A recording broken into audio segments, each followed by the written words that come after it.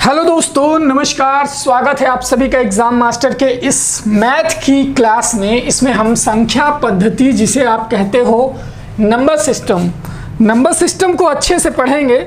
संख्या पद्धति क्या होती है, इसमें संख्यांक क्या होते हैं, संख्याओं के स्थानीय मान, संख्याओं के जातीय मान। ठीक है, तो सबसे पहले आते हैं संख्यांक पर। संख्यांक क्या होते हैं ये मैं आपको विस्तार से बताने वाला हूं इस वीडियो में, और आशा करता हूं कि आप लोग भी एक कॉपी ले लीजिए जिसमें संख्यांक टॉपिक को लिख लीजिए, और जो जो मैं बताने वाला हूं वो ज़रूर पॉइंट कर लें, जिससे आपको ये हमेशा ये ज्ञान आपका हो जाए, आप कभी भूलें ना। और पसंद आए तो वीडियो को लाइक ज़रूर करना। संख्यांक, जिसे आप अंग्रेजी में कहते हैं न्यूमरल्स, ठीक है, NUMERALS, न्यूमरल्स क्या है? किसी संख्या को व्यक्त करने के लिए, ये परिभाषा आप चाहें तो लिख लें, किसी संख्या को व्यक्त करने के लिए आप 10 संकेतों का प्रयोग करते हैं। कितने संकेत हैं? 10। अब ये 10 संकेत कौन कौन से हैं? 0, 1, 2, 3, 4, 5, 6, 7, 8 और 9। ये टोटल 10 संकेत हैं जिन्हें आप संख्यांक कहते हैं। ठीक है, इन्हीं 10 संकेतों की मदद से आप गणित की बड़ी से बड़ी संख्या को निरूपित कर सकते हैं। चाहे जितनी बड़ी संख्या हो, इन्हीं 10 संकेतों की सहायता से आप किसी भी, कितने भी डिजिट जानते हैं ना, डिजिट, कितने भी बड़े डिजिट की संख्या को आप एक्सप्लेन कर सकते हो, अच्छे से डिफाइन कर सकते हो। तो ये होता है संख्यांक यानी न्यूमरल्स। आप बड़ी से बड़ी संख्या इन्हीं न्यूमरल्स के अकॉर्डिंग व्यक्त कर सकते हो। इन 10 न्यूमरल्स को याद रखिए, यही हैं संख्यांक। इसके बाद दोस्तों आता है स्थानीय मान। स्थानीय मान मैं आपको बताऊंगा। ये हो गया आपका संख्यांक क्लियर। आई थिंक सब लोगों ने ये नोट कर लिया होगा। इसकी परिभाषा यही है कि किसी संख्या को व्यक्त करने के लिए आप जिन 10 संकेत कौन से हैं, ये इनका जो प्रयोग करते हैं यही होता है संख्यांक। चलिए अब दूसरा टॉपिक मैं आपको बता रहा हूँ कौन सा है। संख्या पद्धति के अंतर्गत एक दूसरा टॉपिक आता है दोस्तों, स्थानीय मान।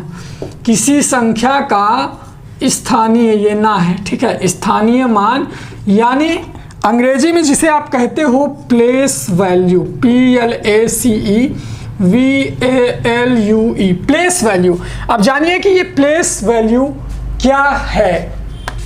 ठीक है, किसी संख्या में किसी अंक का वो मान, कौन सा मान? किसी अंक का वह मान, कौन सा मान? देख लीजिए, जो उसके स्थान विशेष की स्थिति के अनुसार,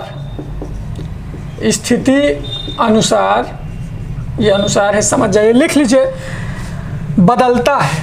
ठीक है, बदलता, ये जरूर याद रखना कि बदलता है।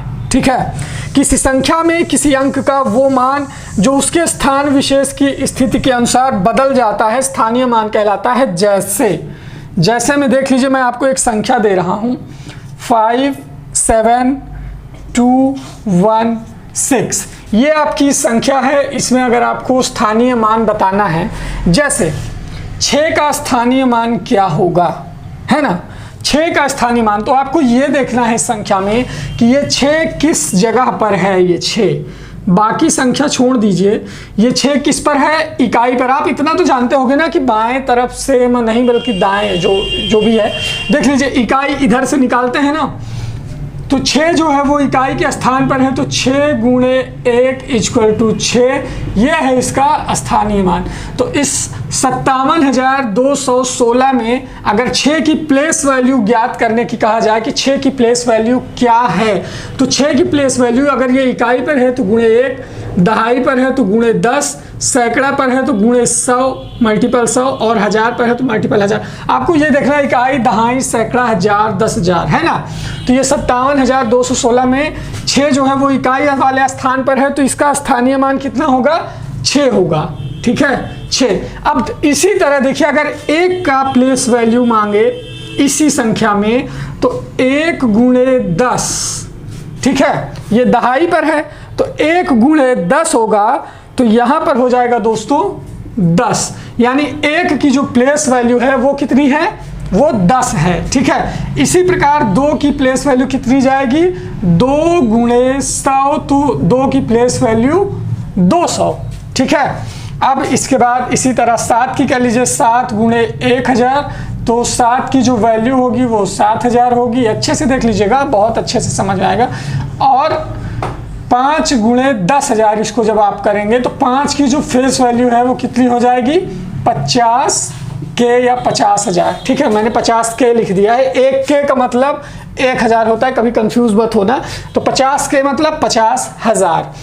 अब ये हो गया आपका स्थानीय मान। जैसे देखिए, अब इस संख्या में क्या ये है, ये संख्या कैसे बनी, मतलब 57,216 में 50,000 प्लस 7,000 प्लस 100 प्लस 10 और प्लस 6, टोटल मिला करके बनी है आपकी संख्या 57,216।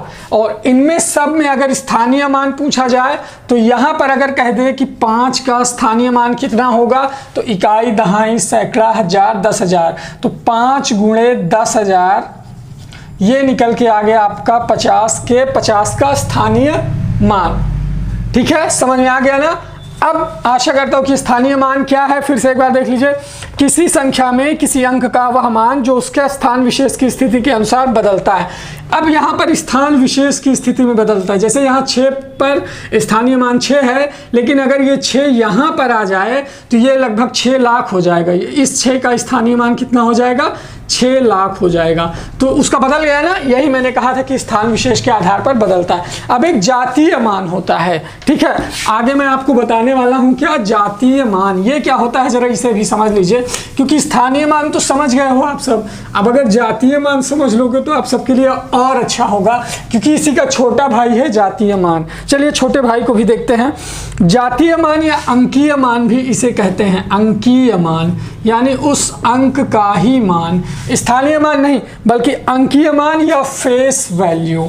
ठीक है, फेस वैल्यू, VALUE। ठीक है, फेस वैल्यू ये क्या है, किसी संख्या में किसी अंक का जो जातीय मान होता है उसका स्वयं का अपना मान है। किसका, अंक का स्वयं का अपना मान क्या है, जातीय मान या अंकीय मान। ठीक है, इसे कैसे निकालेंगे, जैसे आप देख लीजिए, मैंने जो संख्या आपको दी है उसी संख्या को ले लीजिए आप, जो पिछली संख्या दी थी, जैसे 5 7 2 1 6, ये संख्या मैंने आपको पिछले स्थानीय मान में दी थी।